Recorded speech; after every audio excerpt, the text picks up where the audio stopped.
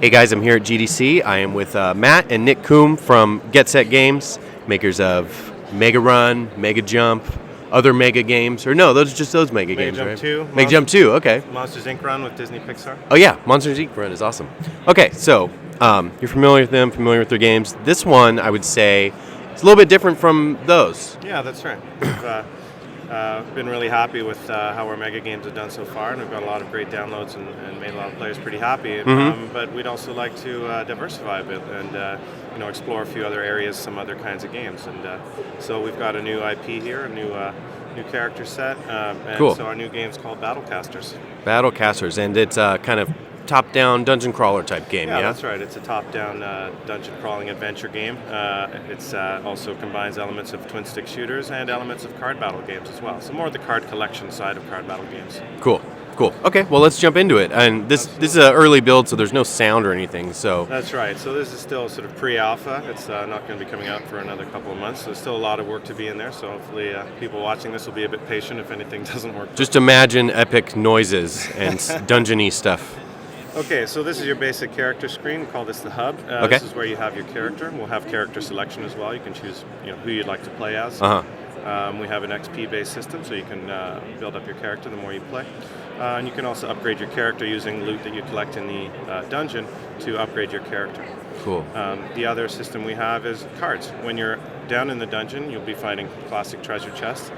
Inside chests are various kinds of treasure and loot, as well as you can find spell cards as well. Okay. The spell cards allow you to do more things or discover more things in the dungeon. The more cards you have, the more things will be uncovered in the dungeon that you can then use. That might be better weapons, which are spells. It might be an increased chance of finding more gold or more chests. It might be minions that will join you and help you get further into the dungeon. So we've got a whole range. We've got we're probably going to ship with more than 100 different cards that affect every game. Wow. Okay.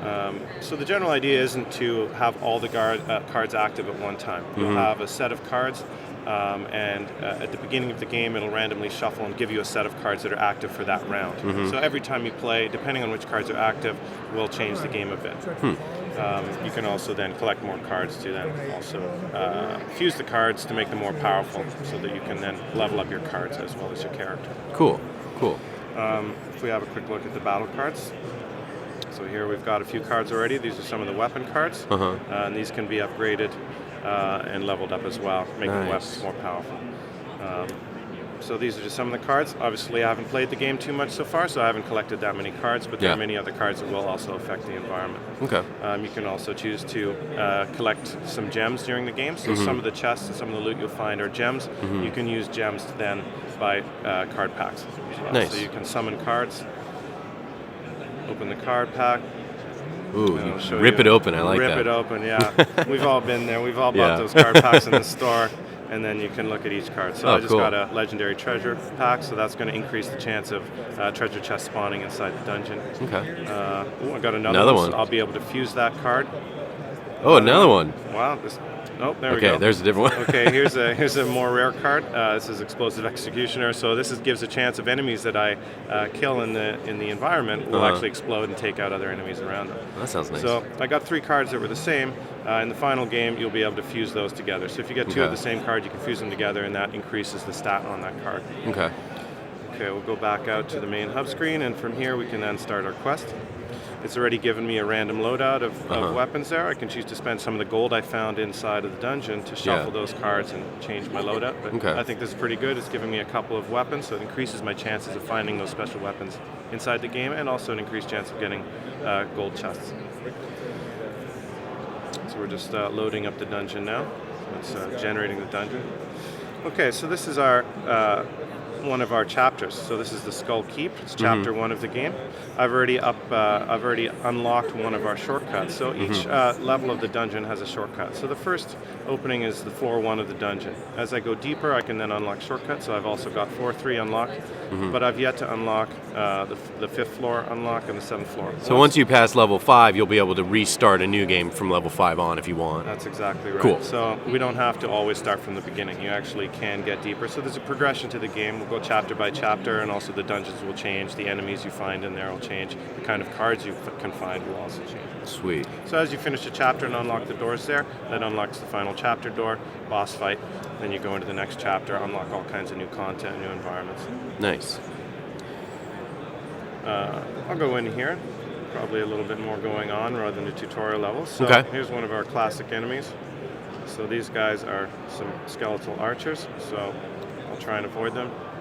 You see I'm using a sort of a dual stick shooter approach. Loot. Loots. Oh, there's a chest. Oh, nice. That's probably because I have my card, which increases the chance of that. Oh, there you go. We got some AI issues. And you'll see now I'm about to warp out, and I'll explain what that is in a second. So there's my chest. I can open that up. I got another chest. Another one of those. Wow, those are really popular. It is totally randomized, which is one of those things. Like that must be broken, but it's one of those things about random chance. Sometimes it just happens. Even though we've already got more than 60 cards in there, sometimes you just get the same card over and over, which is typical for card collection. So when you get a card pack, you're like, I've got that one already. Yeah. And you're always hoping for the ones you don't have or the more legendary cards. So one of the interesting play features that we're trying out with this game is called portal time. So when you actually go into the dungeon, you actually portal into the dungeon. So you open a spell portal, and depending on how powerful your spell portal is, you get a certain amount of time to actually explore and try and get more loot and get further into the dungeon. So when you first start the game, when you're level on Battlecaster, you don't have a lot of portal energy. So you've only got a short time to get in there, get as deep as you can, and uncover as much treasure as you can, bring that back. Now what you can do is once you've collected some gold, you can then spend money on the portal time and increase that spending the gold that you found there. So that increases the amount of time that you can spend down in the dungeon, which allows you to get deeper, allows you to get more loot, find more cards, build your character up. The next time around you'll be able to go deeper, go to further levels. So I've just increased my portal time there. I can also increase my attack strength as well. So if I'm finding it's getting tougher to fight these harder enemies, I can increase my attack strength, which makes my spells more powerful. Cool. All right, I've got another 2 weapons there on the loadout, so I'll try that one out. Oh, let's try a shuffle there. Let's see, okay. 2 more weapons and another legendary treasure card. Okay, so you'll see the timer at the top starting. I've got 45 seconds. So I've got 45 seconds to try and get in there as deep as I can. And I can see already that I'm having some trouble with these enemies. They're taking quite a lot of hits to destroy, so it's actually pretty difficult for me to get further in here without spending a lot of my time battling these guys. There we go. That'll help. Just picked up basically a grenade launcher. Some of our AI is not quite working at the moment, so they're getting stuck on things, but that'll all be sorted out in the final build. I like the different weapons. That's awesome. So this is basically a grenade launcher. Oh, you died. In this case, I died.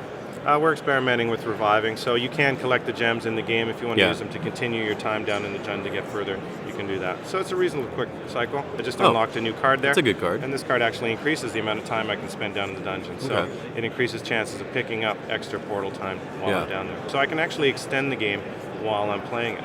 So if I keep playing, I can actually pick up, as a loot drop from one of the chests or from one of the enemies, I can pick up an extra portal time. That'll give me more time to spend down in the dungeon. And I'll also, when I finish a floor, the game's broken down into different floors, I get an extra bonus. So it's a bit like playing those classic racing games. If you can get past the finish line, you'll get extra time to then go to the next stage of the race. If you remember playing those classic racing games on the arcade. There's also dungeon traps, like spike traps that I got to deal with, as well as a whole host. So here's an explosive enemy. He's carrying a whole bunch of like dynamite. A powder keg. So I got to avoid that guy like crazy. And if I hit him, then he'll blow up the other guys around him, so I can use that. So this is the end of the floor here. This will become a boss room. At the moment, we've got a lot of enemies, but we will have a boss battle in here.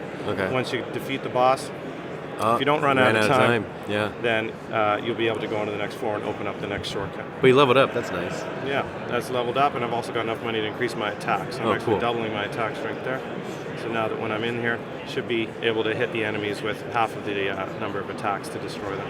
And certainly picking up power-ups is useful. Here's another example. We've got destructible environments, so while you're wandering around there, you can shoot up the place, basically.